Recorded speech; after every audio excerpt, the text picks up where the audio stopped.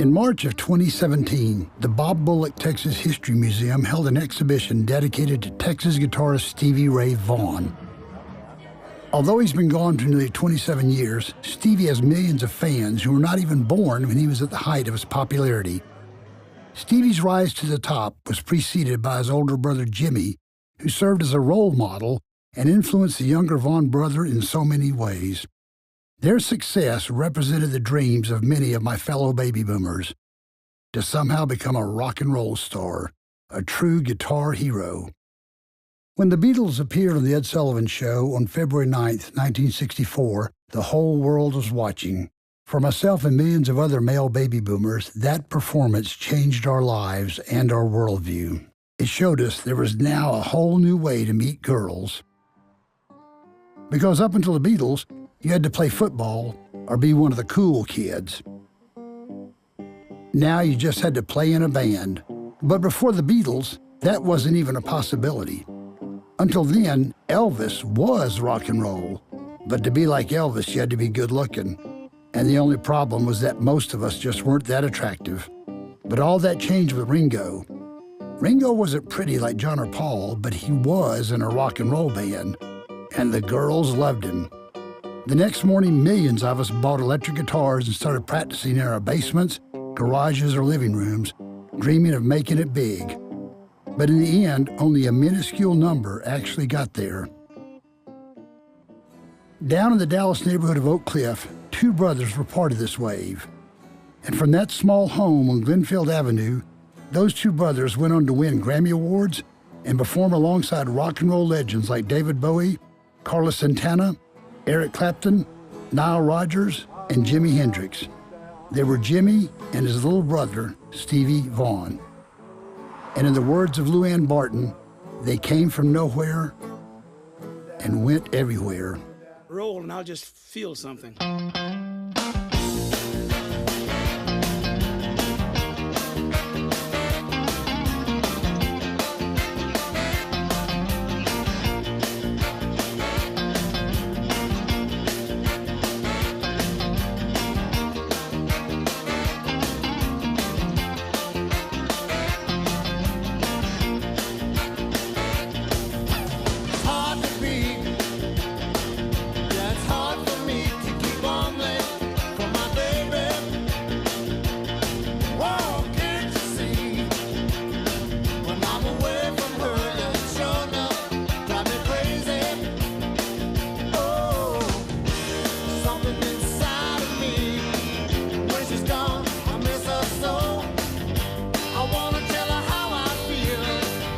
In 1963, America was still enjoying the fruits of the post-war boom.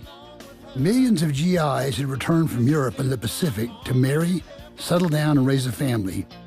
The GI Bill provided them with low-cost home loans, and a housing boom took off. In Oak Cliff, a neighborhood just south of downtown Dallas, a businessman named Angus Wynn started a planned development called Wynwood. It featured thousands of low-cost, two-bedroom tract homes that sold almost as fast as he could build them, and one of the country's first shopping centers, Wynwood Village. 60 years later, most of those homes are still in use, as is Wynwood Village. One of these houses was at 2755 Glenfield Avenue, on a side street off of Hampton Road near Keys Park. It was here that Jim and Martha Vaughan settled down and raised their two sons, Jimmy and Stevie. There wasn't anything outstanding about the little house. It looked just like all the others around it. As a matter of fact, in the 1950s, most of America looked the same. We all lived in two-parent households, watched the same 3 TV channels, 4 if you lived in a city that had what they called educational TV, and we shared one landline telephone and went to the nearest public school. And we pretty much looked and dressed the same. Our uncles played music, and our parents danced, and they played dominoes, and they worked every day. We were like just totally normal kids, going to school and riding our bicycles, playing in the backyard. Didn't have any idea about any of this stuff. We had a great childhood. One person who saw the Vaughan brothers grow up was their cousin, Connie Trent. After losing both parents at the age of 7, she was adopted by Preston and May Vaughn. They all hung out together, and they went to what they called honky-tonks. And this picture right here, this is my mother, that's my father, that's Big Jim, or Jim Vaughn, and there's my Aunt May and Uncle Preston. It was pretty much all two-parent families. That's just the way it was. As far as dressing the same, everyone wore the same styles. It was a time period where the mothers were still at home, you know, and they made sure that the kids kept busy because they wanted to keep them out of trouble. But all that changed with the Beatles. Boys started wearing their hair longer, and every town enjoyed a burst of rock bands that sprang up like mushrooms after rain. Rock and roll dreams reached all the way, even into rural America. At the same time, Oak Cliff, Texas was undergoing a transformation. So many children were born to all the returning World War II GIs that a building boom of new schools took place to accommodate the growing enrollment. For over almost 30 years, there had been no new high schools or junior highs built in Oak Cliff. And starting in 1952, when South Oak Cliff opened, over the next about 14 years, there were 4 large high schools built and 6 junior high schools built. So everything really expanded. Kimball opened in the fall of '59, and then Carter opened in the fall of '66. Both Carter and Kimball High produced a bumper crop of budding guitar heroes. They drew inspiration from a long list of Oak Cliff artists and musicians that went before them, including Michael Martin Murphey, T-Bone Walker, B.W. Stevenson, Terry Southern, and Yvonne Craig. Yes, Batgirl was from Oak Cliff, Texas. Oak Cliff was both an artist factory and a band of misfits. On the one hand, you had Terry Southern and Yvonne Craig, while on the other hand, you had Lee Harvey Oswald and Bonnie and Clyde. In that day, Dallas, Texas was also the music mecca of the Southwest. Elvis had played the State Fair of Texas, while Buddy Holly played the infamous Sportatorium and then drove over to Oak Cliff with the Crickets to buy his first motorcycle. So Oak Cliff was cranking out creative types and criminals. It was an interesting dichotomy. In the 1960s, most of us sat glued to our TV sets to watch shows like Shindig, Hullabaloo, or Dick Clark's Where the Action Is. We went to the movie theaters to see the Beatles in A Hard Day's Night or The Tammy Show. Mainly, we wanted to be anywhere else but where we were. It seemed as if all the action and excitement was happening out in Southern California or New York City, where everything was cool. We felt like we were missing out on something, and because we couldn't get there, we did the next best thing. We went to teen clubs. I went to this church called Glen Oaks Methodist Church on Polk Street, and they would have sock hops on Friday and Saturday nights to try to keep us off the streets. And so they would have these bands come in of all high school bands from Oak Cliff. And so there was a guy named Steve Metter in one of the bands. Danny Sanchez was in one of the bands. Stevie Ray Vaughan was in one of the bands. Jimmy Vaughan was in one of the bands. So all these famous guitar players, then they were even notable back then as we were kids. If somebody was famous a couple of years older than you, it was a big deal. We were too young to go out and, go to any of the grown-up clubs, so to speak, the ones that served alcohol. You just couldn't get in. So these were places in Oak Cliff where teenagers could come and have a good time, and dance and listen to music. And of course, instead of having DJs then, we would have live bands or combos of, little bands garage bands that kids in the neighborhood put together. And those that had gotten good would play at these places, would play at the school sock hops, and would play at Candy's Flair, would play at the church dances and things like that. During the week on Fridays, Stockard, where Jimmy went at the time, had a sock hop in the gym, 7 o'clock in the morning every Friday, 10 cents. You can ask Jimmy, he says it's the cheapest 10 cents dance in town. Dallas even produced its own version of American Bandstand, a weekly dance show broadcast live from North Park Mall called Something Else. These are the 5 Americans with Western Union. Would you join me in a welcome for our own 5 Americans? Here they are.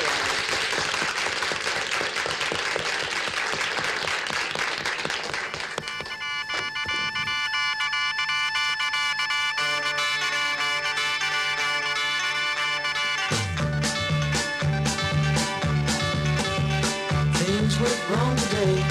Bad news came my way. I woke up to find that I had blew my mind. In short, there was a huge scene going on in Dallas and Fort Worth, but you had never known it unless you lived there.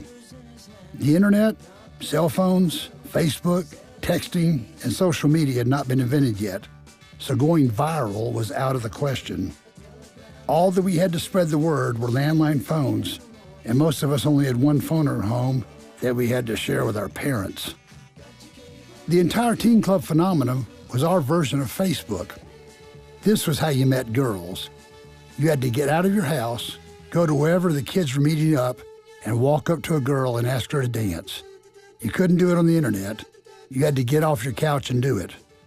But because we were all too young to drive, we had to have our parents drive us to the club and then, hopefully, drop us off and pick us up.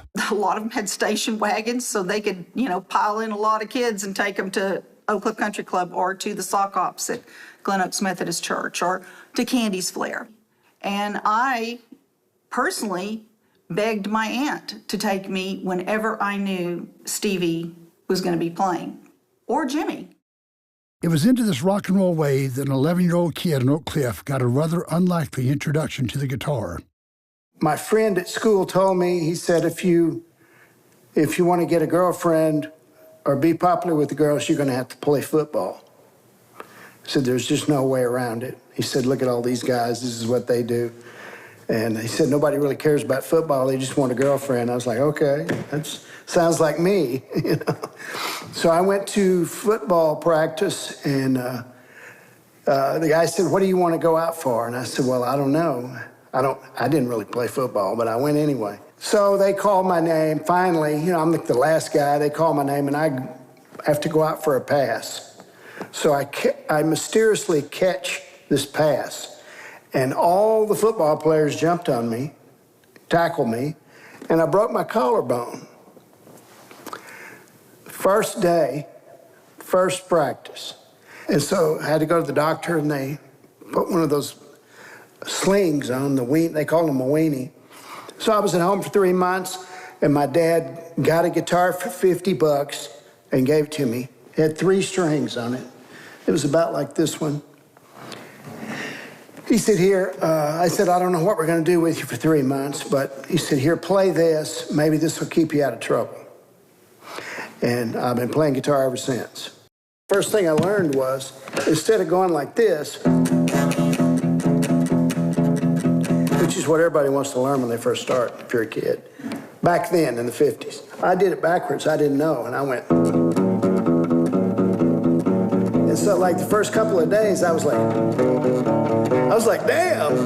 I was thinking, man, I'm gonna make records and everything. So I started getting pretty good on the guitar. And so in the meantime, my dad gave my uncles $50 for an electric guitar. It had 1 pickup. It was a 3/4 Gibson, no cutaways. And that was my guitar for a couple of years. My dad knew that I needed a real fancy electric guitar, so he said, come on, son, look, we're going to get you a new guitar today. I said, all right. So we went down to McCord's Music, I think it was, downtown Dallas. He said, we went in there, and he goes, which one do you want?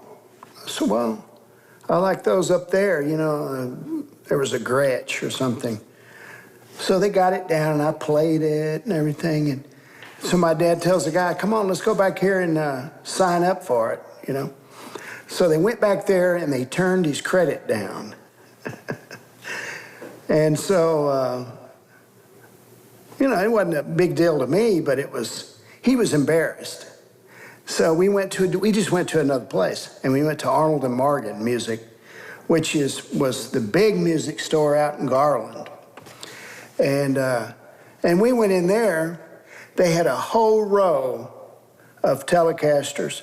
They said, what color do you want? They had a whole row of used Stratocasters, everything.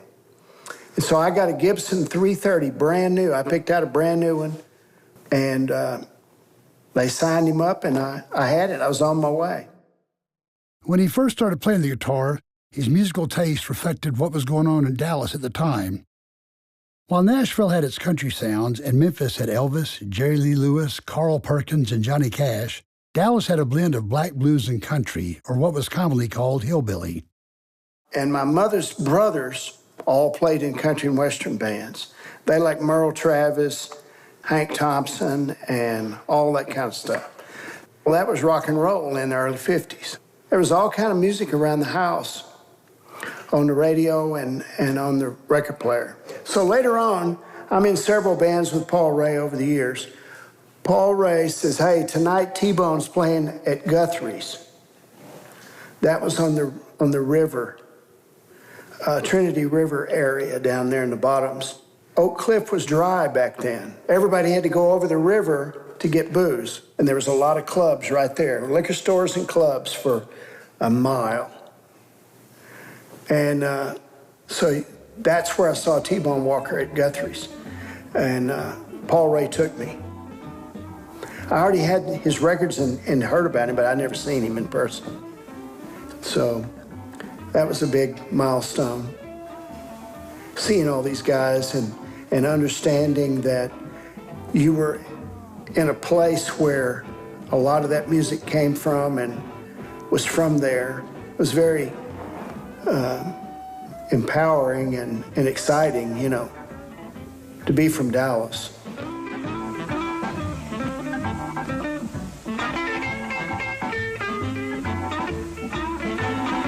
Oak Cliff was in on this wave. It also gave birth to the first top 40 radio station in the country, KLIF, 1190 on your AM dial.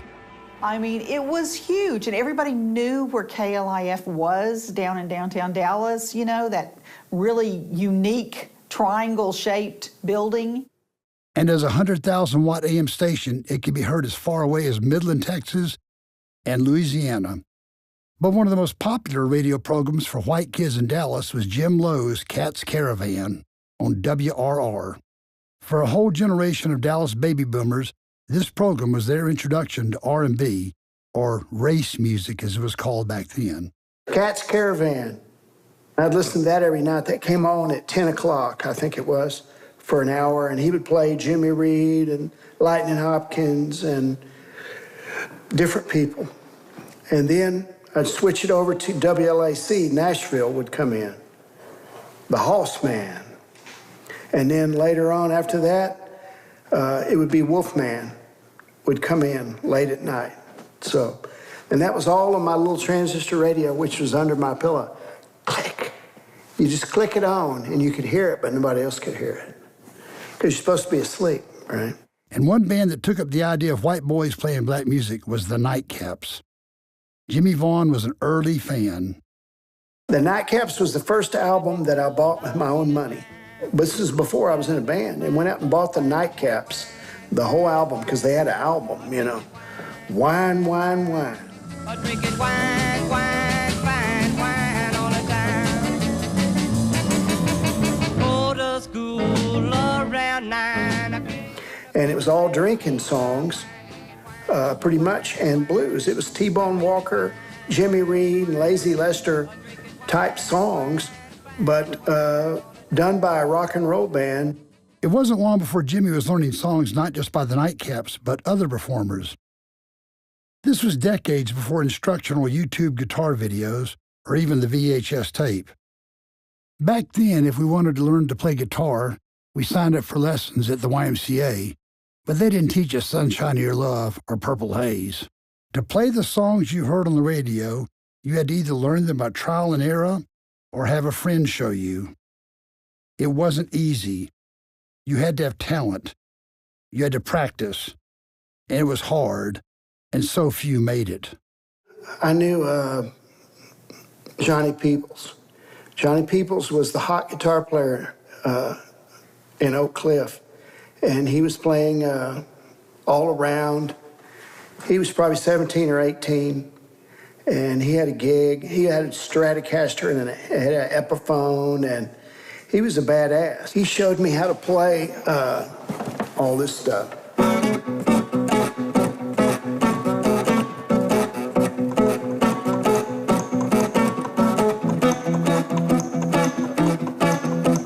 See, if you know that, then You can run away from home. No. Well, I learned how listening to Jimmy Reed record, you know. One day, my dad had a guitar already, and I'd lay it in my lap, you know, like this, and I'd be seeing where to put my finger, and I finally get it, and one day I said, well, if I'm really going to play, I need to hold it up like this and try to do it like this, you know. And so finally, you know, I got it all down. So like, oh boy, it's been a long time, you know.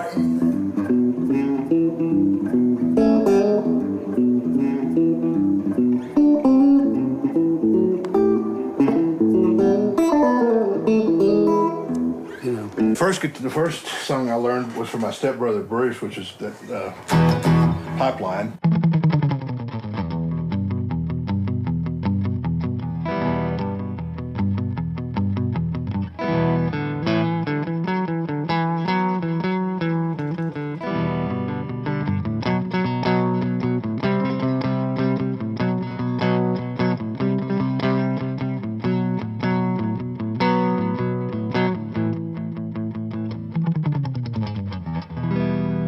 Just osmosis. I mean, it was just being in the room. It was going to those sock hops. It was going to Candy's Flare. It was going to Twilight Roller Rink. And just, you know, you'd watch what somebody else did, then you'd go home and you'd get the record and you'd, you know, just wear it out. You'd get a new B.B. King album and the album would just skip because you'd move the needle back to get the lick so many times, you know. So I would just sit and I would listen with my ears, you know, and try to learn the lick. And so most of us were self-taught. And then when we would rehearse, the rehearsals, because you were so young, they were kind of a rehearsal / learning session. Like somebody would know something and they'd show it to you, and you'd know something and show it to the guy next to you. It was fun. Here's the thing about a guitar player. Whatever you play, to a great degree, it's going to sound like you sound. So much of your tone is in your hands. So Stevie sounded like the Stevie that we all, you know, grew to know and love, even playing through this rig, you know.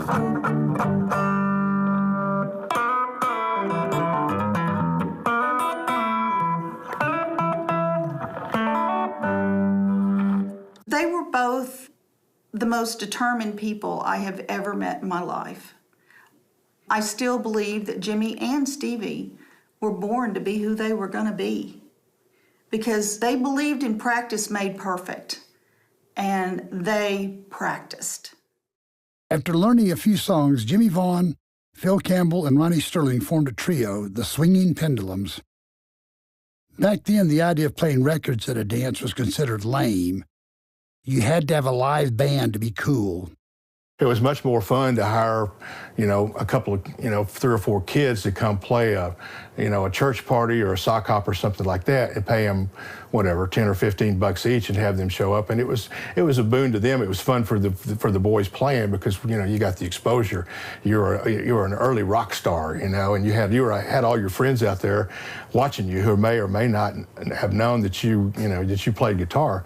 So it was exciting, and you know, my primary reason was that you got to meet girls. But there was just one problem for the Pendulums. They were all too young to drive, so they had to have their fathers do it. The 3 fathers would switch off, or they would fight over who got to do it, or they would flip a coin. Because, you know, they would be like, darn, I got to take the kids tonight. I'm sorry, honey. You know what I mean? You know. Even though Dallas had hundreds of bands, there was a hierarchy to them, with a few at the top commanding premium prices and drawing the biggest crowds. And in Dallas, the hottest band in the 1960s was the Chessmen. When the Chessmen's lead guitar player, Robert Patton, drowned in an accident in White Rock Lake, an open audition was held for his replacement. He was in a fraternity, and his fraternity buddies and him were out in White Rock Lake real late at night or real early in the morning. Robert was a good swimmer, but they were out in the lake, and it was windy, and the boom, and it was cold, and the wind blew one way and knocked Robert out of the boat. The boom of the sail did, and then it blew the other way and pulled him away. And of course, we were thinking, you know, Robert's a good swimmer. He made it to the shore, but it was too cold. A 14-year-old Jimmy Vaughn came in and blew everyone away. I remember, you know, when I asked him to come down, he said, "What, play with y'all, you know?" I said, "Yeah." So he said, "Are you sure?" I said, "Yeah." So we went down. I remember going to Lou Ann's And coming in, and he got up there at probably 2 in the afternoon. We got there to try him out, and he worked out right, you know. Yeah. So he played everything that we already knew, you know. Jimmy got the gig, but he was still too young to drive, so the band members had to be his driver, picking him up for their shows and taking him home around 2 a.m. after the clubs closed. I'd pick him up, or some of his friends had license would bring him. Well, but now, we had we had a black 50 model Cadillac Hearse. That was our bandwagon. And we'd go by and pick up Jimmy. He was right off of Illinois. And Hampton, Illinois. And in Oak Cliff.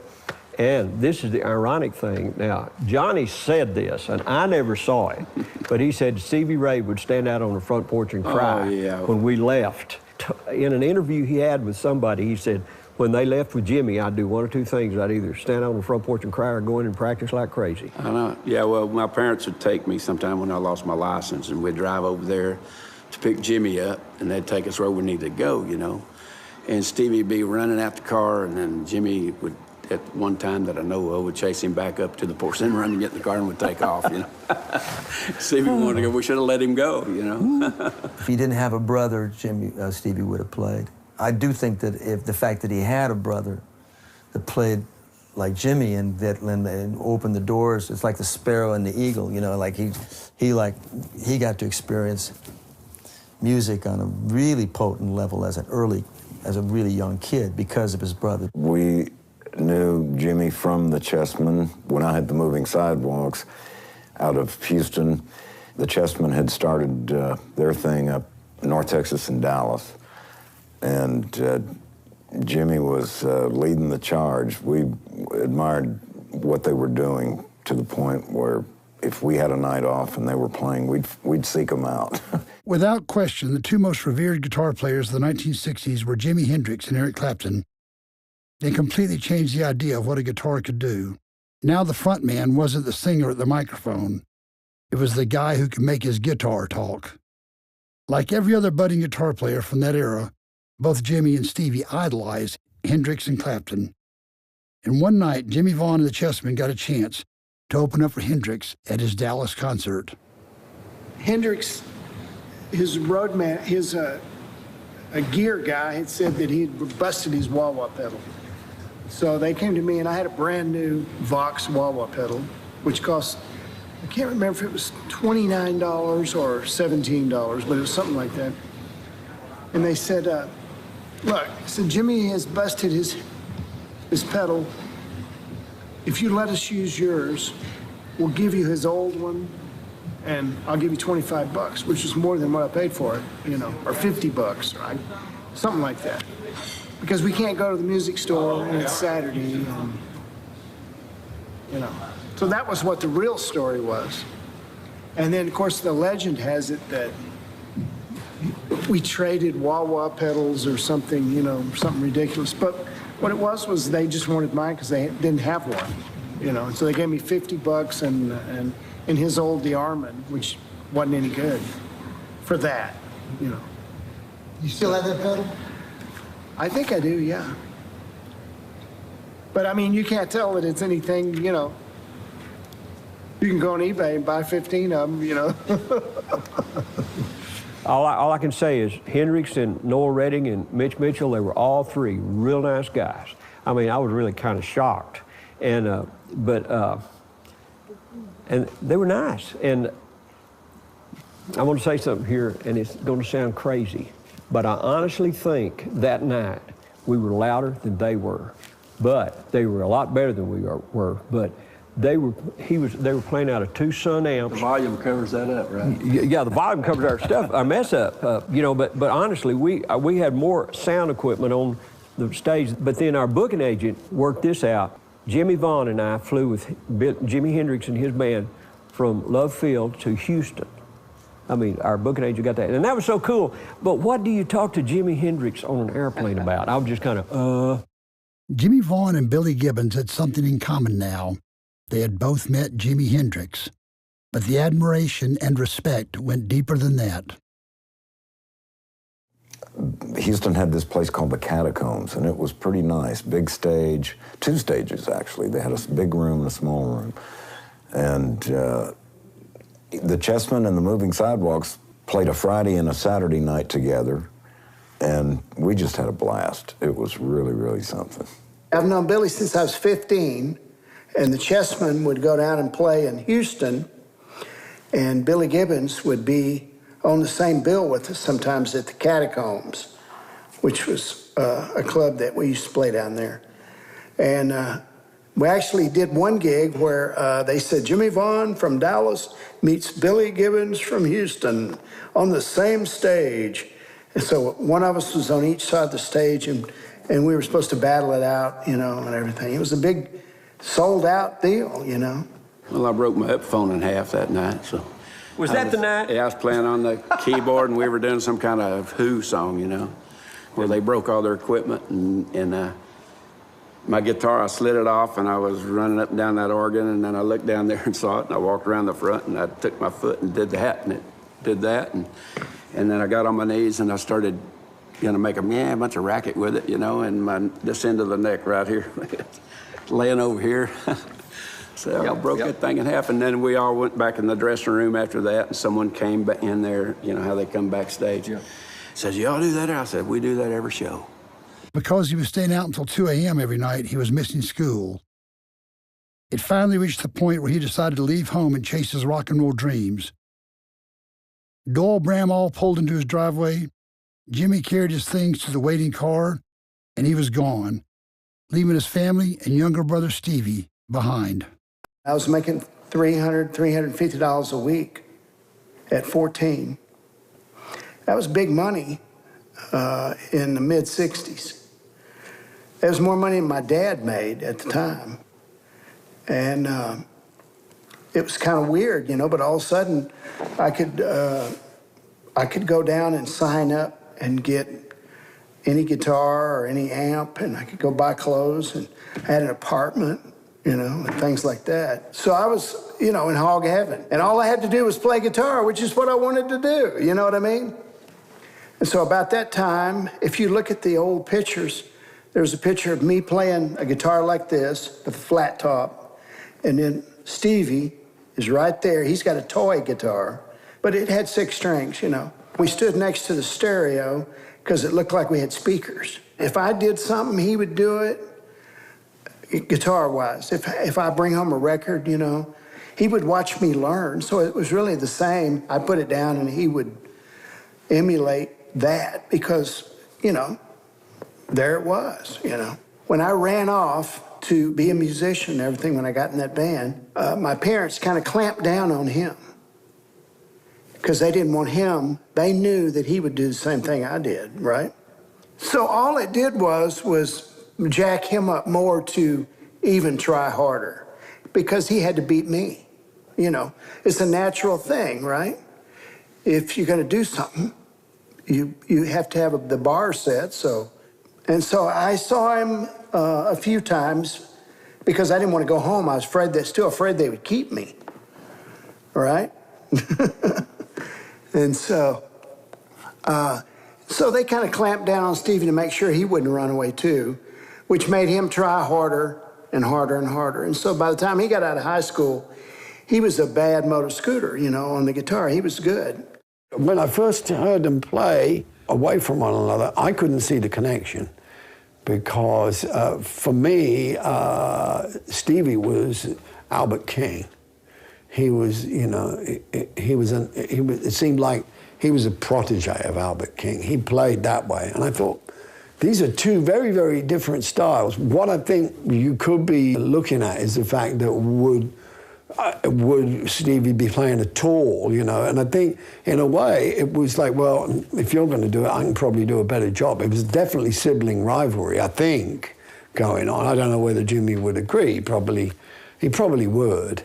And I think it's like, well, who's the fastest gun kind of thing, you know? But so, in a way, it may have reinforced Jimmy's style of playing, too, to actually really ground that. Or, you know, to keep it tight and fundamental whilst Stevie was going off into the atmosphere, you know. I first met Stevie in my senior year at Kimball. He was 2 years behind me. He was a sophomore when I was a senior. And I had put together a horn band with a friend of mine named Jimmy Tremere, who was a saxophone player. And we were putting together a band in the same genre as Chicago and Blood, Sweat, and Tears, which were hugely popular bands at the time. I was actually the guitar player for the band. And one Saturday at rehearsal, we realized we didn't have a bass player at all. And for one of these Saturday rehearsals, I think it was one of the horn players, said, I know a kid that can come and play bass at rehearsal, and if he's good, then we'll keep him. So this Saturday morning, this skinny little 15-year-old kid shows up, brings his bass in, and we started rehearsing. We learned 2 or 3 songs, and of course, he was a good bass player. And we took a break after we'd gone through about 4 or 5 songs, and we were all standing around outside smoking a cigarette or whatever. And this kid says, hey, Scott, do you mind if I play your guitar? I said, no, sure, go right ahead, go, help yourself. Anyway, he walks over and picks up, I was playing a Fender Telecaster at the time, but he walked over and picked up my guitar and just proceeded to blow us all away. I mean, he just cleaned my clock as far as playing guitar. He was amazing. But that's who it was. It was Stevie Vaughan when he was 15 years old. And then after we heard him play guitar, I immediately became the bass player. I walked over and took his bass and gave him my guitar and I said, you're now the guitar player, I'm the bass player for the band. The best advice I ever got, 2 things that I got from Stevie. He said, always when you're playing, play from your heart and soul. The mechanics are good, but if you can't play with your soul or from your heart, that's where he came from. He played. And another thing is, as far as the mechanical side, because he had incredibly strong hands. I can remember watching him play, and I would pick up a guitar and say, Stevie, show me how to do that. And he would play these incredible licks. I can't remember, let's see.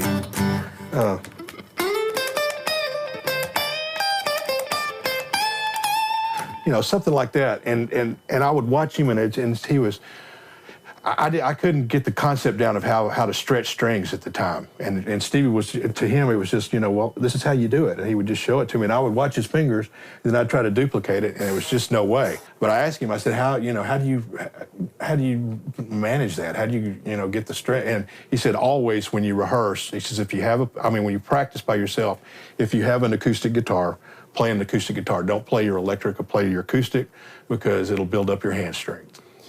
Well, when we were in high school, we heard about a project that a guy was doing, and it was called A New High. It was a play on high school and getting high. And so we submitted a picture, and we wrote a bio and where we played and the whole thing. And, you're back to, once again, there was no Facebook, so it had to be public opinion. In other words, they would talk to 2 or 3 people. I guess he had some sort of panel and say, oh, yeah, I saw them at Candy's Flair. I saw them at Glen Oaks Sock Hop or Twilight Roller Rink or whatever. So we were the band that was picked. It was called the Mint. That was the band I grew up in. And we were the band from Carter. Stevie was in a band called A Cast of Thousands, which he was the band from Kimball. A good friend of mine, Mike McCullough, was in it, and the character actor Steve Tobolowsky. Somehow, Bobby, through his connections, whatever those were, got us this opportunity to record songs on this album, the album which I happen to have right here, A New High. This is the real thing, and it's still sealed in plastic, which means it is collector quality. This is the first recording Stevie Ray Vaughan ever made. When we were brought into the studio, Bobby said he got this little kid, Stevie Vaughan, to play lead guitar for us. He was 14 years old. And I said, Bobby, come on. I mean, why can't I play some guitar? You're bringing in a 14-year-old? And Bobby said, well, he's actually really good, and he's going to make us sound like we know what we're doing. And Stevie was sitting on a metal folding chair with his Gibson with the double humbucking pickups. Stevie said, well, what are you guys going to do? Let me hear a little bit of it. And we played like one measure. He says, okay, I got it. And so he kind of played along with us to begin with. And then the engineer said, well, Steve, we're ready. Do you want to do a solo? And Stevie said, well, sure. So Stevie said, do you want me to do one like Eric Clapton or Jimi Hendrix? And I said to Bobby, who's Jimi Hendrix? And Bobby said, shut up, just shut up, man, shut up. Just stand over there, pretend you're playing the guitar. And the guy said, your choice, man, do whatever you want. So Stevie kind of threw his head back and went into this lead that was Blistering.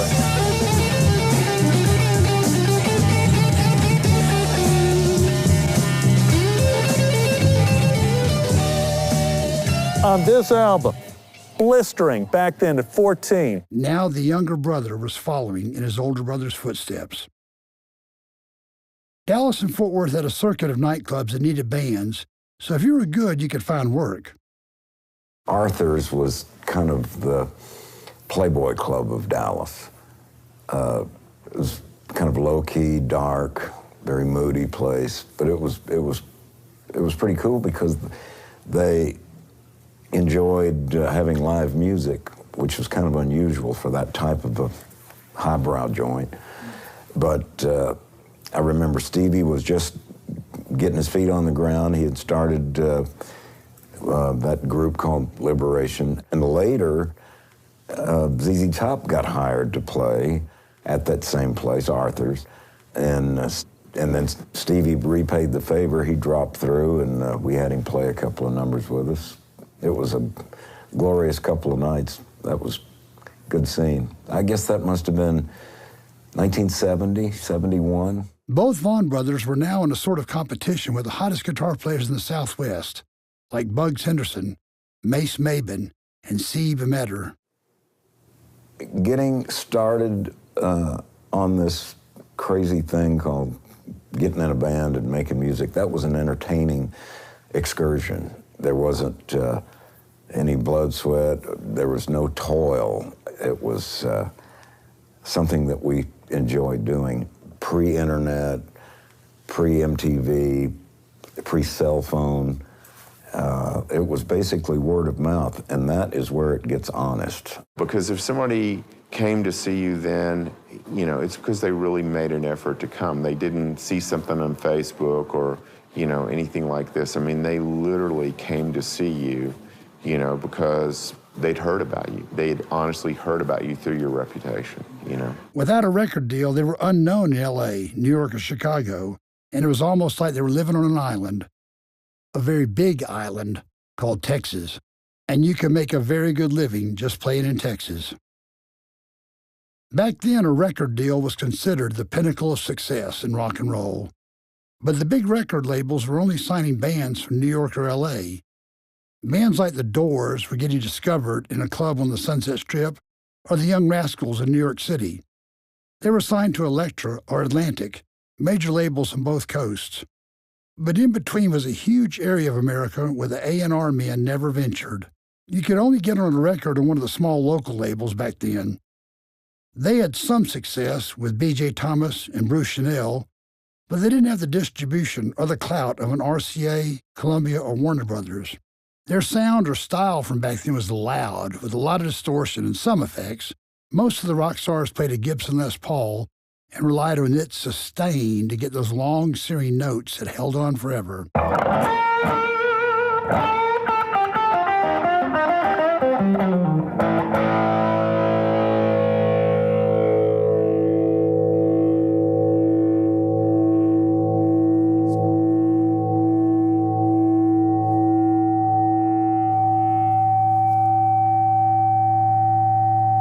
Still going. Stratocasters are the coolest guitar they ever made because everything about it, the way it looks like a combination. You can't tell whether it's a lamp or a machine gun or a ray gun it's part ashtray. I mean, what is it? It's the wildest looking thing you've ever seen, isn't it? I mean, it's got horns, and it was just really trebly and cool. And so when you put it on, you feel special because it's so cool. And it will do anything that another guitar will do. And it's got a twang bar. It'll do stuff that, like Hendrix came out and he would just dive the twang bar down and, you know, pull on it, and bash it, and do things you weren't supposed to do. But down in Texas, the guitar player that everybody was copying was the Texas Cannonball, Freddie King. Freddie King was the first guitar player I heard bend a note and then even put a little vibrato on. I'd never heard that before. In fact, Jackie and Freddie and We had the house band at the, or the early band at the Chicken in the Basket Club where Freddie King would play. It's pretty cool. Freddie would show up in his Cadillac, would drive from Dallas, you know, his amp, you know, that tall, and take up the whole back seat of his Cadillac. And he'd drag that out, put it on stage, and wail away with Little Al and the Hi-Fis. So it was, you know, nothing like it, yeah. Well, Freddie King, when I first started trying to play, before any of this British invasion stuff or any of that, I had the nightcaps and Freddie King. You couldn't. You had to play Hideaway if you were in Dallas. If you got hired for a birthday party, somebody was going to come up and say, "Can you play Hideaway?" And if you can't play Hideaway, then you may not, you know, you may not last the rest of the night.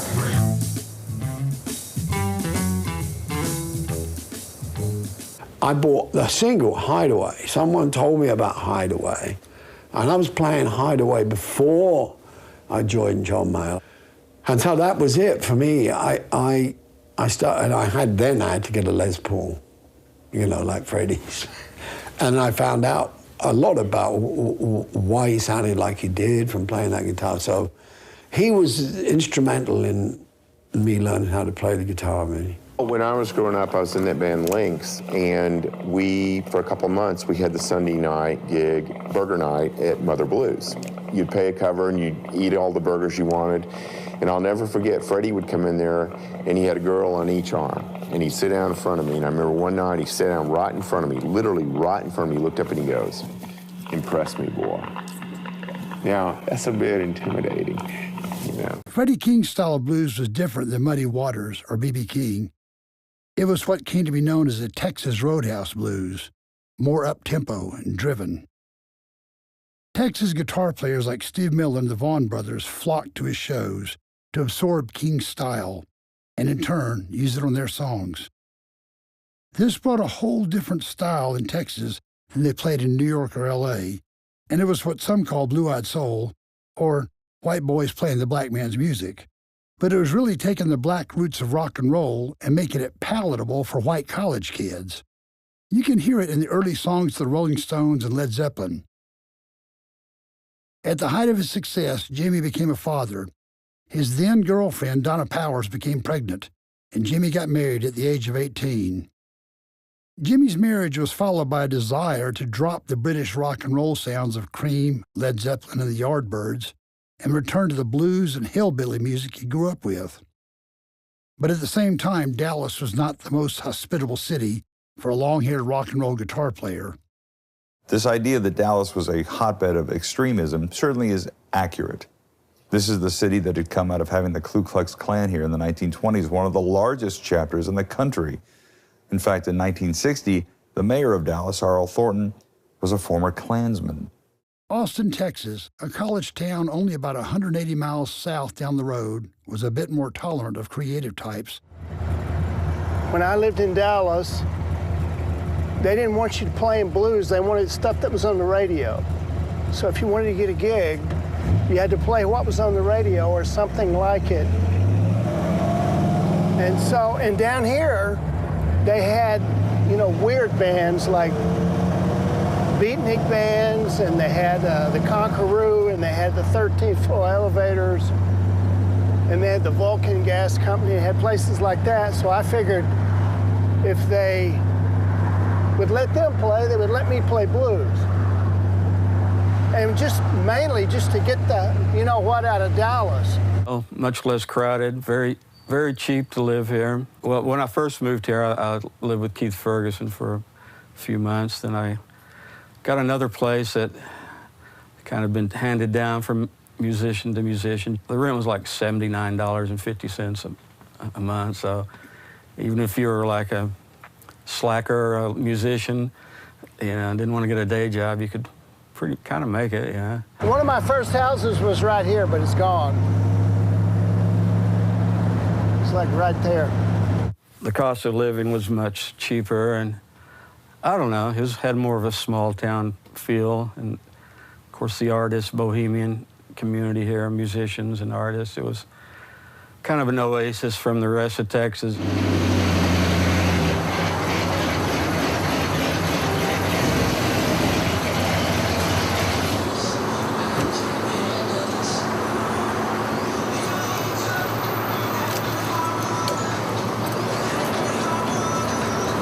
So I don't think they left Dallas because of its politics. I think they left Dallas for Austin because Austin was a hipper place to be. Austin had the outlaws, it had the rebels, it had the dopers, it had all the things that Dallas didn't really have because Dallas was a place that vehemently frowned on it. Dallas's roots were not quite as liberal at the time as Austin's were. And I think it reflected in its policing policies and the fact that people were getting beat up for smoking dope in Lee Park. So Jimmy packed up and headed that way, determined to play the kind of music he wanted, playing it his way. I went over to the One Night Lounge, and the only guy that played there was Blind George. He played by himself, and he played on Sundays. And it was an old junk shop, and they had, the whole ceiling was junk hanging from the ceiling. And so all they did was put a bar in and get draft beer. And so I went down and I said, look, you got Blind George playing here Sundays, and we'll play Blue Mondays. And I was telling the guy, you know. He's like, okay, well, we'll let you try it out. And so I came down there, and we played down there for 5 years, every Monday. Where we are in Red River and 8th Street, this was called the One Night. It looks pretty much the same, except they didn't have this front cover here. But the motorcycles used to park in the front, and we would go on to One Night right here. What was the stage? The stage was down here, but... downstairs. If you want to go ahead and go downstairs. Is it the same stage? Same stage. It's just downstairs. Right downstairs. So, here's the stage. You've all seen the stage. This was staged at the One Night, except it was up there. It was upstairs. And that's the One Night for you. His dedication to the Texas Roadhouse Blues led to Jimmy forming one of the best-loved and most influential bands of the 1970s and 80s, the Fabulous Thunderbirds. The lineup included Jimmy Vaughn on guitar, Keith Ferguson on bass, and Mike Buck on drums. To round things out, they picked up a guy named Kim Wilson on harmonica. I guess Jimmy met him here in Austin at this place in far south Austin called Alexander's. It's off Brody Lane, which back then was just farmland. Of course, now it's all strip malls. And Kim Wilson came to town and played on a Sunday night. Kim showed up and sat in with us, and he sounded great. He had a great tone, and he was really into all that stuff, and he knew all the Little Walter songs, and he was very much like a George Smith disciple.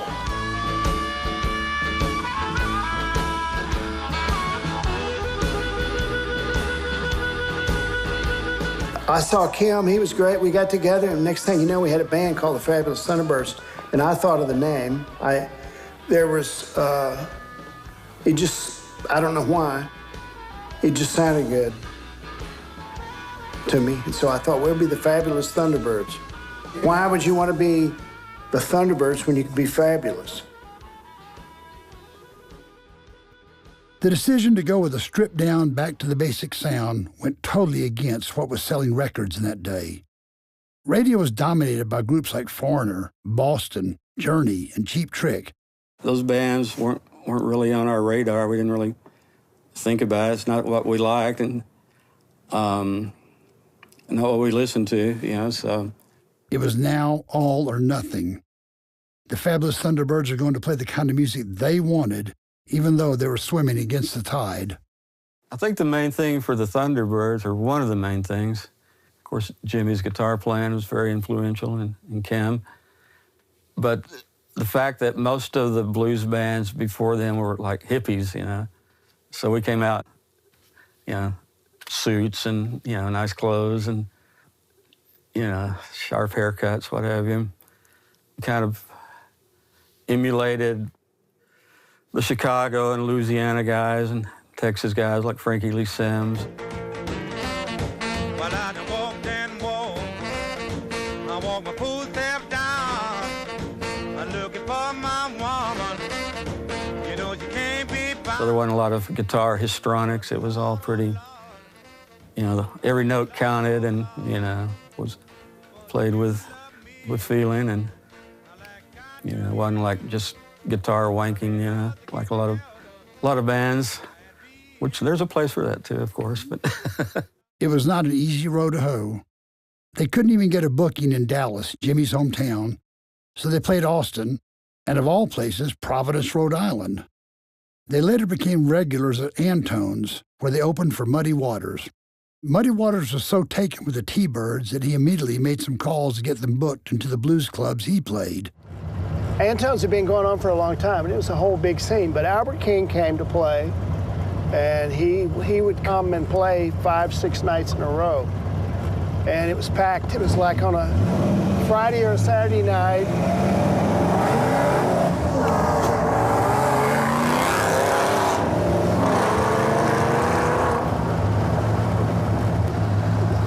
My Ford pisses off the little hot rod guys around here, because they hear the cam and they want to show me what they got. So that was just an example of that. I hope you got that. The original Antone's was here on this corner before they tore it down and built this building. It was across the street from the Driscoll Hotel, right here. It was a grocery store, and this was it right here. But it's gone, as you can see. Albert King, he's got a sold-out place, rocking. He's got his band there, his whole big band, and so he's playing several nights. So Clifford goes to him and says, "I got this kid. I want you that wants to sit in with you." And you know, nobody asked Albert King to sit in. You gotta understand, Albert was a big, menacing, badass guy. Like, there's nothing you could do if you sat in with Albert King except suck, you know, because Albert King is Albert King. So Clifford goes to Albert King and says, "I want you to let Stevie Vaughan sit in." Albert goes, "Okay." You can imagine what Albert says. So this happens 3 or 4 times, and finally he goes, just to get Clifford to stop, he goes, "Okay, let's get him up here." Finally. And so Stevie got on the stage. I was there. Everybody was there. Stevie got up there and started playing Albert King licks with Albert King. And so Albert King liked him because he was playing Albert King licks. And I mean, we used to sit around the house and copy Albert King. We're on 6th Street, by the way. So Albert King takes a liking to Stevie, so that's when they met. So they became friends, and Stevie, in the meantime, became kind of a hot rock star. One of his first gigs was here. He would play here on a different night. This was a great little honky-tonk. We played here for years and years. So we must have played here for 5 years, too. Thunderbirds played here, though.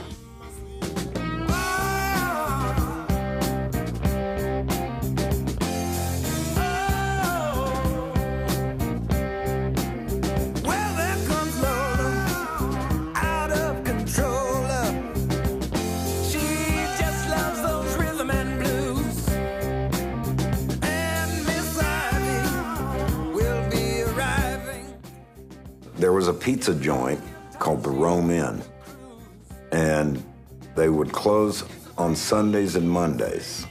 And Mondays became Blue Monday, and the Thunderbirds were putting their act together. Jimmy had just left Storm, and those Monday nights were epic. That was probably telling of what set the stage for other bands that wanted to call themselves a blues band could follow. Billy Gibbons became so enamored of the T-Birds that he wrote a song about their weekly gigs at the Rome Inn for ZZ Top's DeGuello album. On any given Monday night for the first year, there may have been, at the most, 40, 50 people. That was a good night. I remember we got really excited the first time we made $200 at the door, you know. So, all right, $50 a guy. We went and bought, you know, Italian shoes or something. Yeah. So it was pretty cool, and it just kept building from there. And at that time, ZZ Top was dominating radio and the record charts. Once I got to Dallas, every jukebox in the place was ZZ Top. It's all that was there. So think about that for a moment. The Fabulous Thunderbirds were so cool that Billy Gibbons wrote a song about them. I was taken with the clientele. We'd fall through, and one by one, I'd say, now, who is that? And of course, I'd hang out with Jimmy on the breaks. Yeah, describe some of the people that were hanging around. Miss Ivy was one of the scenesters, and Lola Out of Control was this woman named Lois we knew, and I don't know. It's kind of, it was a lot of fun, pretty debauched, I guess, in a lot of ways, but we were having a great time. And the lyrics chronicled all of the characters, and Sweet MB, that was Mary Beth Greenwood. Little GB was Gretchen Barber. Lola Out of Control, Miss Ivy.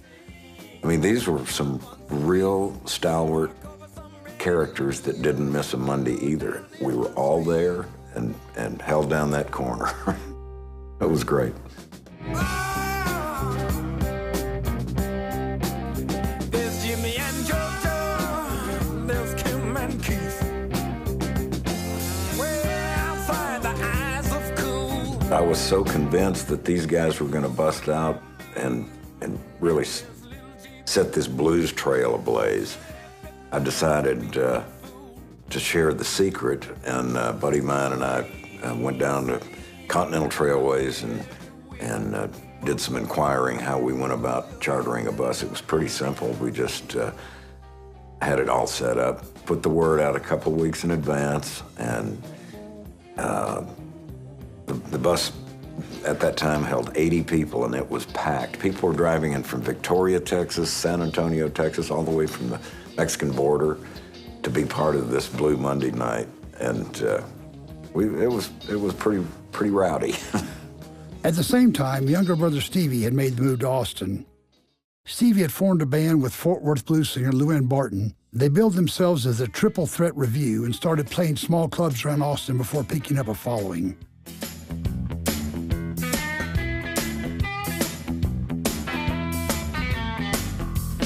Say things to me like a cowgirl would. Things were so hard early on that Stevie was sleeping on pool tables and nearly starving. He would tell me where he was going to be.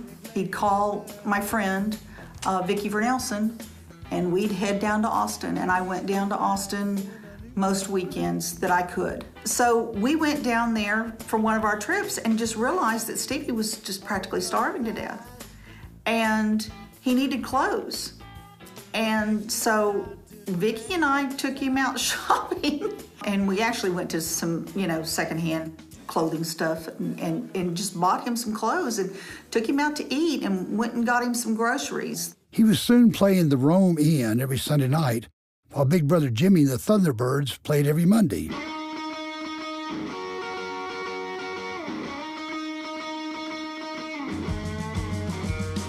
During this time, he got married to Lenny Bailey at the Rome Inn, a union that was both inspiring, codependent, and tragic, all at the same time.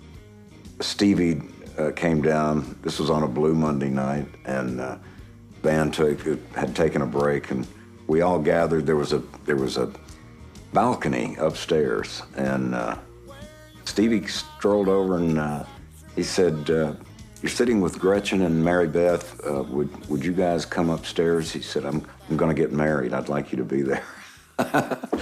While Jimmy and the T-Birds were on what looked like a track to success, Brother Stevie was gaining a dedicated following, but also fighting a drug and alcohol addiction problem. One night, Stevie was cutting up a gram of coke in front of an open window at a club in Houston when he was spied by a Houston police officer who just happened to be walking by. Stevie was promptly arrested and charged with felony drug possession. He was in a downward spiral that seemingly no one was able to pull him out of. His addiction issues had reared its ugly head early in his career. We played for an SMU fraternity party, Liberation did, and that night after the party was over, as all the guests were leaving and we were tearing down our equipment, getting ready to load out, Stevie was walking around to all of the tables where the audience had been, where the fraternity guys had been out there with their girlfriends, and was picking up still, cocktails that still had something in them or whatever, and was drinking. And that was the first sign that Stevie was a drinker. My father was alcoholic. He would go out and drink too much and get in trouble, get pulled over and do things. And I said, well, I'm never going to drink. And then until I got my first drink, and then I did the same thing over and over and over. And then I got into some other stuff, and I got into some other stuff. And then my little brother did what I did usually. And so he heard that I was getting high and playing all night and doing all this stuff, and I'm sure he went and tried it, and but he collapsed in Europe, always trying to take it further than the next guy. Despite his addictions, Stevie was always able to show up and play blistering sets that left people slack-jawed. No matter how wasted he was, he still put on an incredible performance, hitting all the notes. I saw this in person when he played a free show in Lee Park for us while I was at Buddy Magazine. One look into his eyes and you could tell that he was on something. But he put on a great show that day, even though he wasn't getting paid for it, and he didn't miss a lick. The original Double Trouble lineup featured Stevie on guitar, drummer Chris Slayton, and bassist Jack Newhouse. One night during a gig at the Houston nightclub Rockefellers, Buddy Magazine had sponsored the show, and as part of the evening, we gave away a free Hamer guitar. Tommy Shannon came in to see the band that evening and immediately wanted to be a part of it. Once he joined on bass, the lineup that most people know was sealed. Double Trouble embarked on a tour of nightclubs and bars looking for their big break.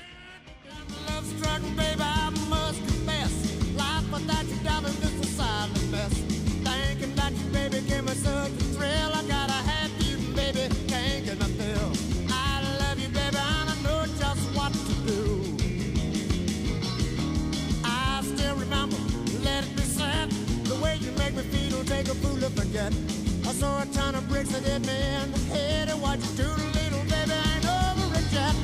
Every time I see you make me... And it came during a performance at the Montreux Jazz Festival where David Bowie got a taste of Double Trouble in action. It also introduced them to Jackson Browne. I was at Montreux and I'd played, and we were done playing. As a matter of fact, I was doing an interview like this. They were doing a set in the artist area, 4 other musicians, and it was astonishing, what he was doing was he just blew everybody away. And guys in my band, particularly so, I went down there and heard him and listened to the rest of what he was doing. And at some point they took a break, It led to him inviting me to sit in. The show wasn't a matter of playing, I barely hung on to my guitar. It was just like, hang on, This chance encounter led to Stevie being asked to perform on Bowie's comeback album, Let's Dance. Walked into a newly opened after-hours club called the Continental. I was with Billy Idol one night, and we walked in, and Billy went, "Bloody hell, that's David effing Bowie." And we saw David sitting all by himself at the back bar, drinking a glass of orange juice. He and I started talking. We decided that we'd work together. And it all just happened very, very quickly. Basically, David just dumped the project in my hand. He just said, "Hey, you see it, you understand what I'm talking about, you deal with it." The only thing that David introduced to the record that, other than being David Bowie and choosing great songs, was this interesting new guitar player named Stevie Ray Vaughan that he had only heard once in Montreux Jazz Festival. So when Stevie walked into the studio, the first thing we played for him was Let's Dance. Never forget this, man. We became friends for the rest of our lives. He walked into the studio, he looked at the speakers and he listened to the track, and he was just blown away. He knew that he was hearing something magical. And as with all good musicians that I respect, I could see him trying to compute how he's gonna fit in this thing that's already magical. Like, this is already great, what do I do? And he did very little, but boy, that little bit he did was amazing. It was like unbelievable.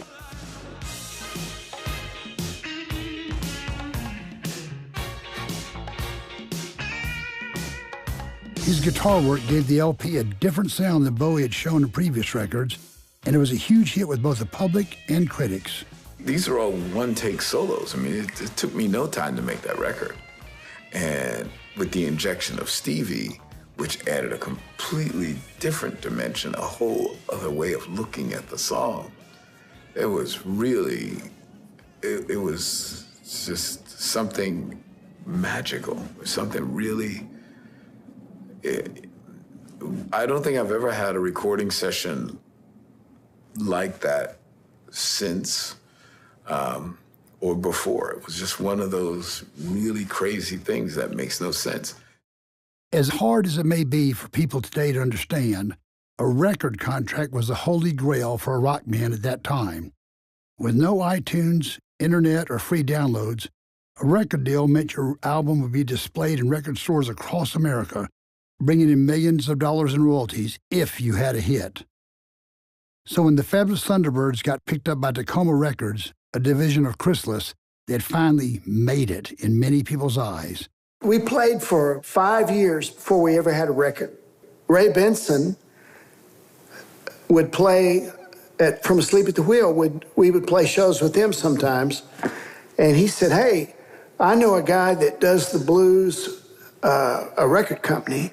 He told Denny Bruce about us. Denny Bruce came from L.A. to Austin, heard us play, and got us a record deal on Tacoma. They went into Summit Burnett Studios in Dallas to record their breakout LP, Girls Go Wild. By the way, Mike Buck thought of Girls Go Wild. I don't know where he got it, but we made our album, and we said, okay, what are we going to name it? And everybody had something, said something. And Mike goes, why don't we call it Girls Go Wild? And we're like, what? And he said, Girls Go Wild. And we were like, you can do that? It's like, that's the coolest name we've ever heard of. It has nothing to do with anything, but we're going to say it anyway. Keith and I both had a pretty large record collections, a lot of 45s. It'd usually be one of ours, one of us would bring the song in. Like I had the record Mark Deck, by this guy from Dallas, Mercy Baby. He was a drummer for Frankie Lee Sims. And of course, Jimmy had a lot of good stuff too. Everybody had pretty good taste, It was recorded live, meaning that the band played as a unit with very few overdubs. Although it did not top the Billboard charts at the time of its release, Girls Go Wild gained a reputation as the album that introduced the Texas Roadhouse Blues to a white suburban audience. She walked past the clock won't tell time. She walked through the college, professor loses mind, but she tough. Ooh, she tough. My baby's tough, she's rough and tough. And that's tough enough. A short time later, Jimmy and the Fabulous Thunderbirds received what was basically a fan letter from Carlos Santana when he asked him to record an entire album with him titled Havana Moon. He came to a couple of our gigs, and we said, hey, Carlos Santana was, sit in with us. And so he would sit in with us, and we would play. And he said, man, I like you guys because he said, from the audience, you can smell the tubes burning in your amp. Just a very Carlos thing to say, Meanwhile, Brother Stevie was discovered by the man who had signed Bob Dylan to his first record contract. Hammond had become aware of Double Trouble and persuaded CBS Records to sign the trio. As evidence of his influence, Hammond was photographed with the band on the back of the album cover. Jack Chase, the head of CBS Records in Dallas, facilitated the signing of the contract with Stevie. He also personally committed to sell 25,000 units of Stevie's new album from the Dallas branch alone. The entire LP was recorded in Jackson Browne's studio. Hey, if you're ever in L.A., come by and we'll do some recordings and stuff like that. And the same thing with them. Like a month later, they were in L.A. We're here to make our album. Okay. I was in the studio. It was right before Thanksgiving, it was Stevie. He said, "Well, we're almost there. He was like in Bakersfield or someplace, Victorville. He said, we're on our way there, and the timing was pretty good because we were about to stop recording for Thanksgiving. Everybody had stuff to do. Everybody had things planned with their family. So they came and they set up, and we started recording. And I thought,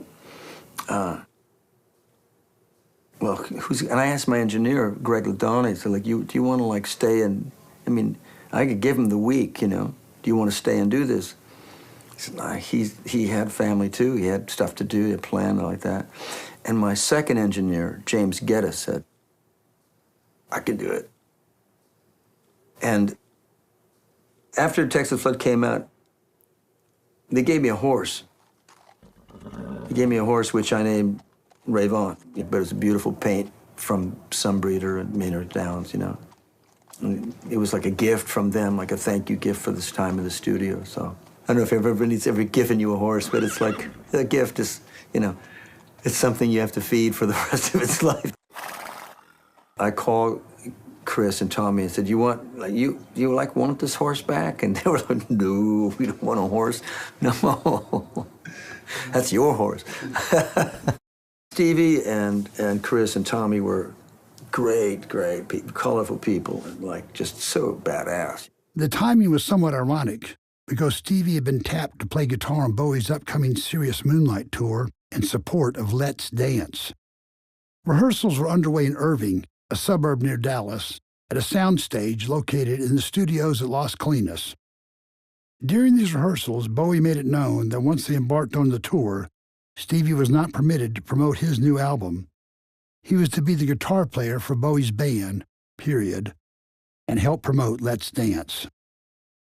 Faced with a tough decision, Stevie chose his album over Bowie's and was dismissed before the tour even started. The rock press had a field day, speculating that Stevie had made a cocaine decision and a big mistake. But it turned out that it was the right move. Texas Flood was a breakout album. It thrust Stevie Ray Vaughan and Double Trouble into the spotlight, earning accolades from both blues and rock fans alike. Now both of the Vaughan brothers had hit the top. It was a stunning achievement for two kids from a working-class Dallas neighborhood. With success came more money, and with more money came more opportunities for addictive personality like Stevie. He and Lenny were now doing large amounts of cocaine, along with heavy drinking, and it wasn't pretty. By now, Jimmy had reached the end of his run with the Fabulous Thunderbirds. Jimmy felt like he had done all he could do, so he left the band that he had founded and embarked on a solo career. Meanwhile, Brother Stevie was getting higher, both literally and figuratively. His subsequent LPs were selling well, and his live shows were the stuff of legend. But the daily intake of cocaine and liquor were taking a toll. When you're in the top 10, you're selling 150,000 a week, something like that.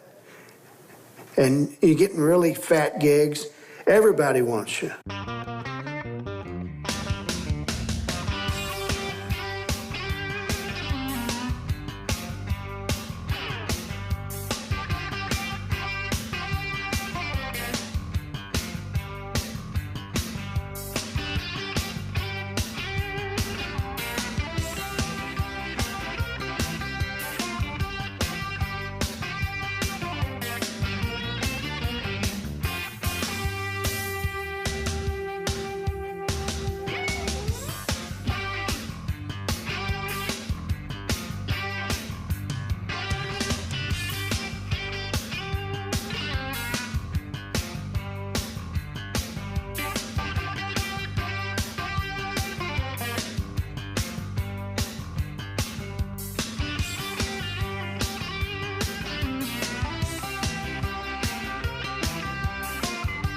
the Grammys, everybody wants you. George Thorogood and Stevie Ray Vaughan, who idolize him.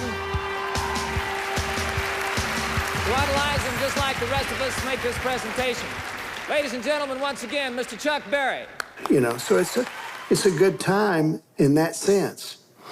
But it's hard to keep it up every day, drinking and drugging, trying to medicate yourself so you can get to the next gig and do good and, you know, and all this stuff. So it all sort of, it's like a snowball going down the hill, you know. It gets faster and faster and faster and faster.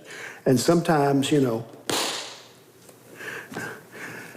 Some of his closest friends were worried. Others tried to placate him with the phrase, "It's a Stevie world and we're all lucky to be here." After collapsing during a tour in Europe, he went into rehab. I think either the next day I heard that he had taken a fall or that he was, you know, and he was in the hospital and that he was, and what he told me was that Eric had come to see him. I called my friend, Eric Clapton, who was down the road. Eric came over and visited him that same day, and they started talking about getting sober. And they had kind of a meeting of the minds. I think Eric Clapton was able to help him understand that it wasn't being high that let him play. That he was playing in spite of being high, you know, and that he was, you know, that was not a way to go. For those guys to get clean, you know, Jimmy and Stevie was like an affirmation to me that I was on the right road. You know, I felt a little bit lonely, and I only have like a year in front of either of guys. I mean, but there were not many other people getting straight when I was getting straight, but I got straight because I was convinced that they were going to lock me up.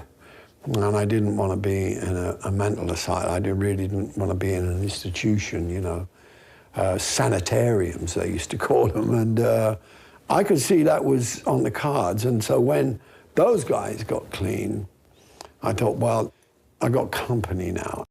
Stevie caught the bug and got sober, to everyone's amazement. Like when I was a kid, my dad's friends, they would drink. They were just called drinking men, you know? Nobody would admit, or I never heard of anybody getting sober.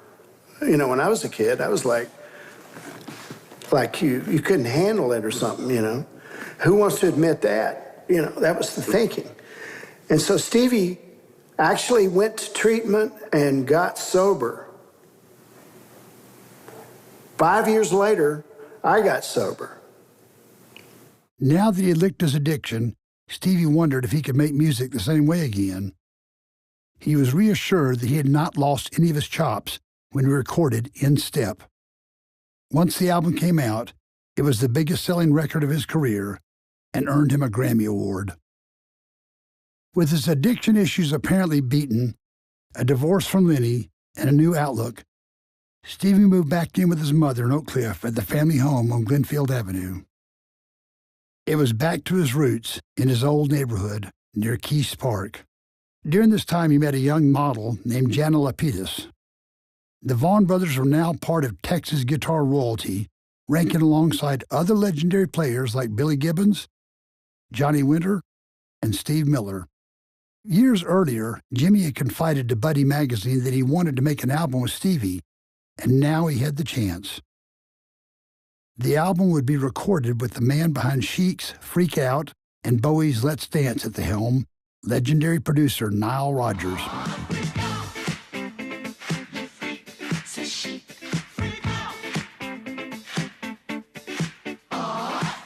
It was an odd combination, a producer with disco hits like Freak Out and two white boys playing the blues, but it worked marvelously. Family Style came together in such a great way because now I already have a relationship with Stevie and I have a separate relationship with Jimmy. This is really interesting because these are two brothers who adored each other, loved each other, but never made a record together. After all the songs were recorded, before the final touches were made, Stevie and Jimmy went to play an outdoor festival in Wisconsin with longtime fan and friend Eric Clapton. I remember sitting in my dressing room listening to him play that night. And it was also on, you know, the TV. It was like they had a setup when I was sitting in my dressing room. I didn't go out on the wings because sometimes it's better when you're in the dressing room. You hear it better and you don't have to talk to you. There's nobody going to talk to you or bother you. And I was sitting watching him on TV and thinking, I don't really want to go on after this. This is, you have to either ignore this or just, you know, give it up or what. I mean, it doesn't happen. Like, in the end, I go on and do my thing, even though I think it's whatever. I mean, but he nailed it, you know. Absolutely. When the show was over, Stevie took a seat in one of the helicopters while brother Jimmy stayed behind. It was foggy that night when the copter took off. It never made it. The night I was there, there was some weather, and Stevie comes in the room and says, this is before cell phones. There was one seat open, and Stevie said, I'm going to go home early, and I had to go call my girlfriend. And I said, I did the big brother thing on him. I said, look, I said, I came all the way up here to see you. You're going to go home early? I did one of those things on him. And he looked right at me and he says, you don't understand, I got to go. And so then he went and got in the cart and they drove him to the helicopter. They all got in there and they lifted off and crashed right into the ski mountain because it was a ski resort, Alpine Valley. Crashed right into it, killed them all. I didn't know about it. The concert's still going on. Somebody knew, but we didn't in the dressing room. So anyway, we flew home, went to our hotel rooms, and I was kind of mad at Stevie because he left, thinking, well, you know, I came all the way up here, and then he goes off and the way you could get mad at your brother or something, but not big, but just, you know. I found out when I woke up in my hotel room, I got a call from the guy that was managing me then saying Stevie didn't make it back. And I said, what do you mean? He said, his helicopter flew into a kind of ski slope mountain thing. So at 6 o'clock in the morning, I get a phone call. Well, we found Stevie and them. They crashed in a helicopter and they're all dead, is what they tell me. So you can imagine the rest. There's been a major blow to the rock music world. A deadly helicopter crash early this morning in Wisconsin. 5 people have been killed, including rock guitarist Stevie Ray Vaughan and other members of rock star Eric Clapton's band. Clapton, however, was not aboard the helicopter. Well, it was about 2 o'clock in the morning. I got a phone call from a lady and said that he had passed away. Of course, I didn't believe it. And that, as the news broke that day, my phone just rang off the wall. Somebody said something about, let's all get together at Keith Park, and I said, let's have a candlelight vigil. And that's what we did. We came out here and we sat at this tree, and we came here just to celebrate his life and a place where we all could mourn. And this is where we ended up being, and it's kind of surreal being here, actually. And Stevie also died on the same day as my father, 4 years later. And I had to call my mom and tell her. And she thought I was calling to tell her that because it was the anniversary of my father's death. You know? She thought I was just calling her and saying, I'm sorry, you know, I know it's a bad day for you. But I had to tell her, you know, Stevie. died too. And the worst bit for me was going with Jimmy to identify the crew, and I couldn't do it. I was required to help identify the guys that we lost, and Jimmy had to go and identify his brother, and I can't imagine what that was like. Stevie was laid to rest in the family plot at Laurel Land Cemetery in Oak Cliff, next to his father. Jackson Browne, Bonnie Raitt, and Stevie Wonder sang at his funeral.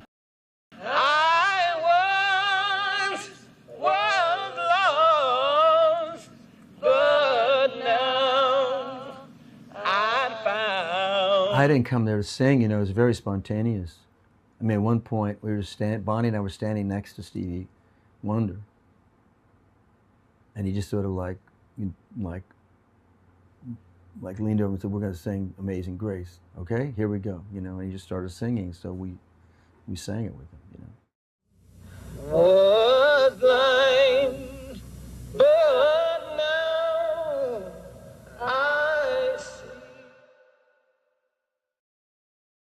When we had the opening of the display over there at the Bob Bullock, I finally said, and it occurred to me days before that I'm not going to get over this, and it's okay if I don't get over it. You always think as a human you're going to grow up and accept whatever it is, right? But it ain't going to happen. It is completely unfair. It's unbelievably, it's a loss for everybody that he was cut short. And I mean, I lost another friend in that crash too. Bobby Brooks was a friend of mine, my agent and Stevie's agent. And, it's just a tragic loss. I was devastated when they went off to do that gig with Clapton and 2 brothers left and 1 brother returned. For Jimmy, the loss of his brother almost brought his life and career to a standstill. He oversaw the final production of Family Style, watched its release, and saw one of the songs, Tick Tock, climb up the Billboard charts.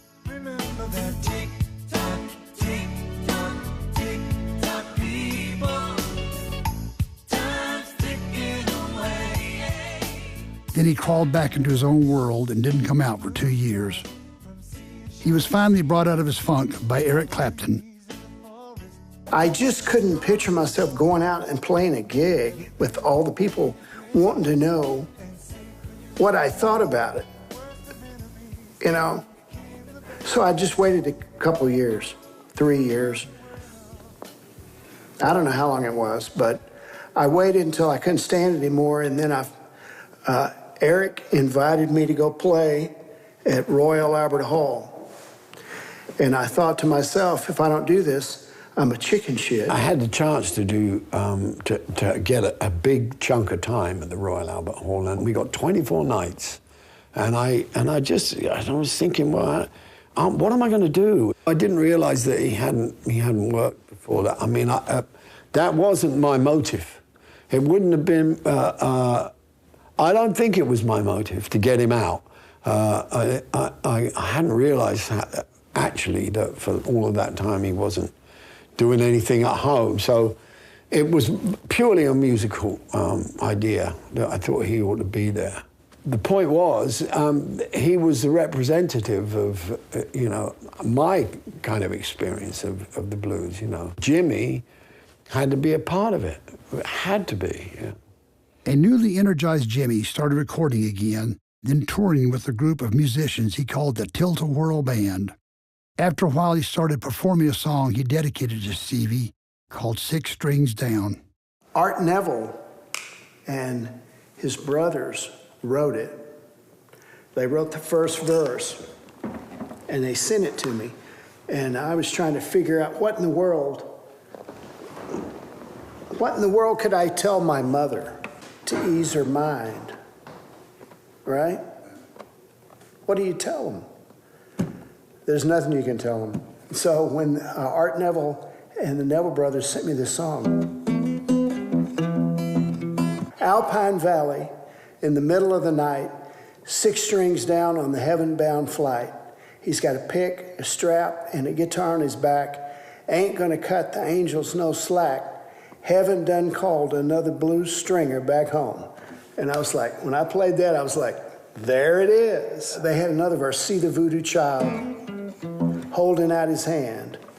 I've been waiting on you, brother. Welcome to the band. Good blues stringing, heaven fine singing. Jesus, Mary, and Joseph been listening to their playing.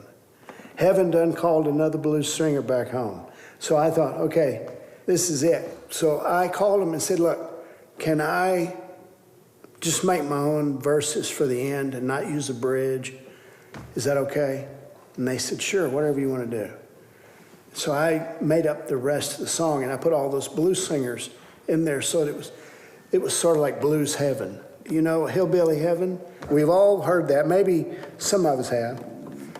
And it's about all the country singers that have gone to hillbilly heaven. So when I heard this song by the Neville Brothers, I thought, 6 strings down, that's, you know, and then I put all these other guys in there with Stevie.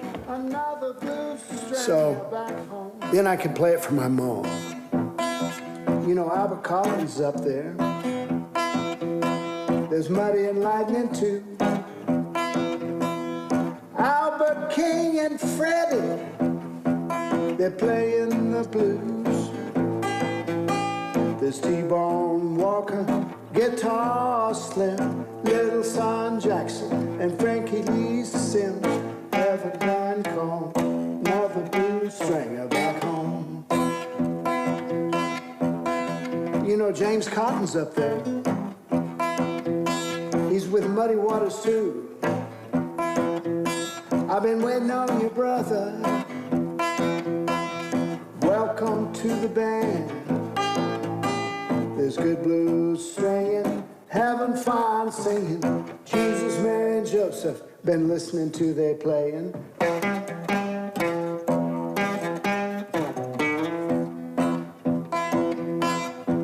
Lord, they call another blues stringer back home. Lord, they call another blues stringer back home.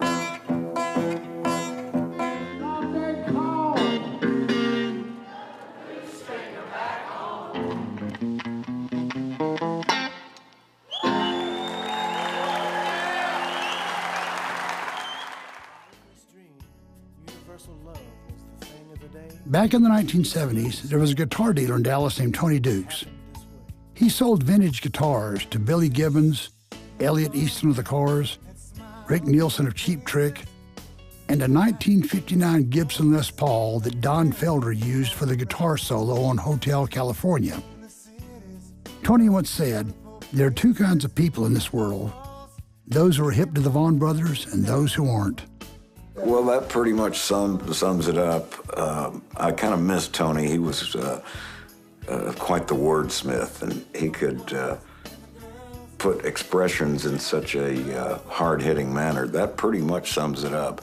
2 types of people, those that know the Vaughan Brothers and those that don't. You know, Stevie just worshiped Jimmy. I mean, and I think Jimmy's probably felt a little competitive as his little brother, but you know, you could tell they loved each other, but there was definitely a rivalry there. I think everyone pretty much knew that. So, but you know, obviously he loved Stevie very much, and they kind of got sober together, and you know, I think they bonded then. The thing that was so peculiar to me is that there was like not even a hint of animosity. It was exactly the opposite. It was almost hero worship.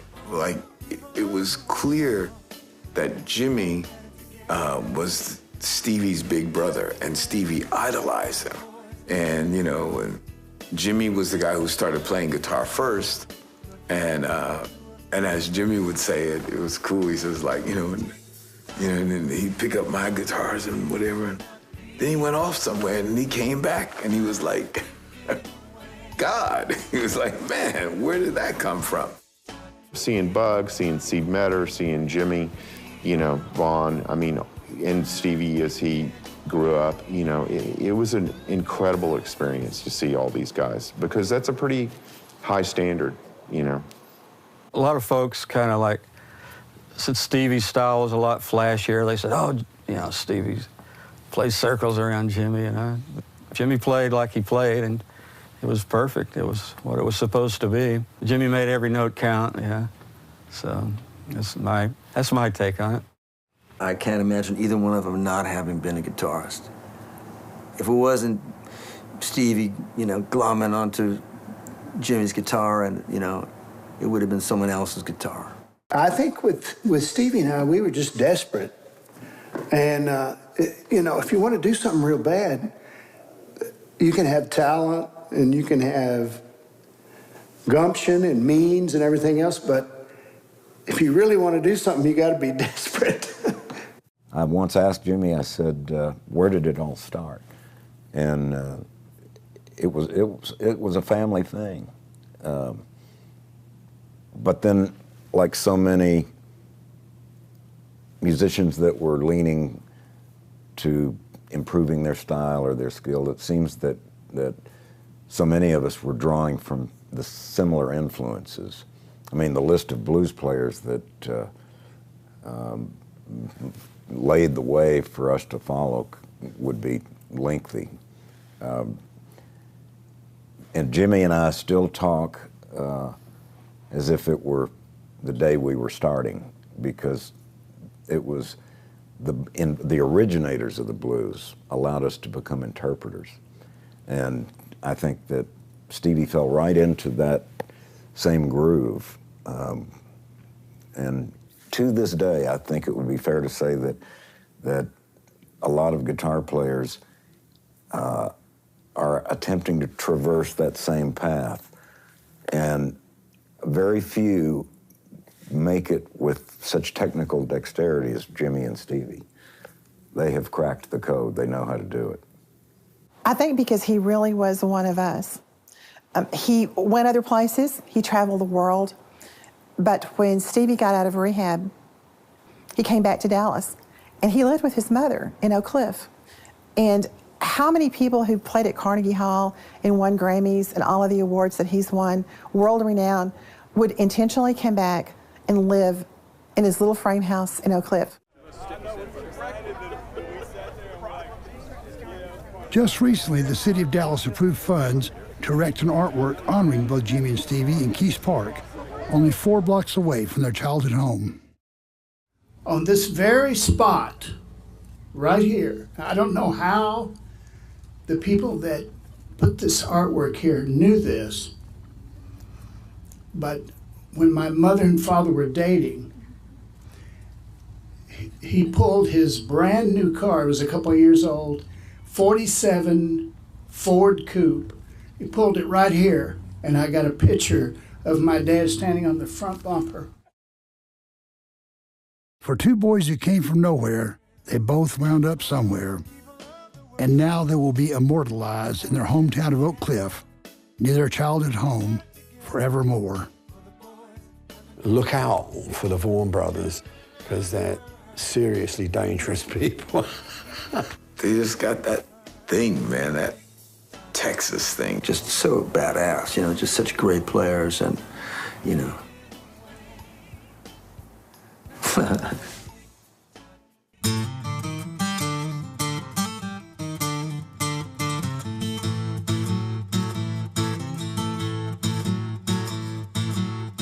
Hello there, my old friend. Not so long ago, it was till the end. We played outside in the pouring rain. On our way up the road, we started over again. You're living our dreams, oh, you on top. My mind is aching, Lord, it won't stop. That's how it's happened, living life by the drop.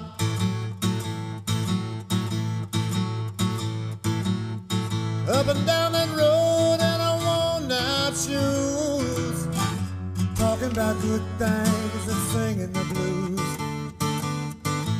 You went your way and I stayed behind. of time.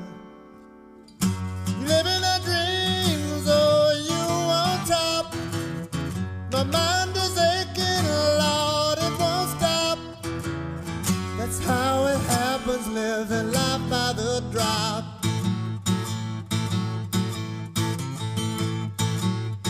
No waste of time, we're alive today.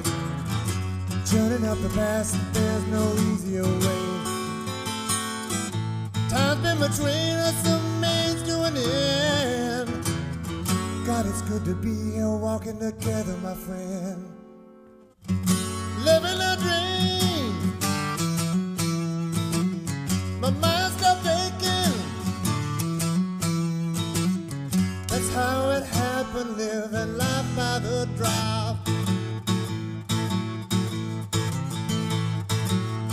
That's how it happened, living life by the drop.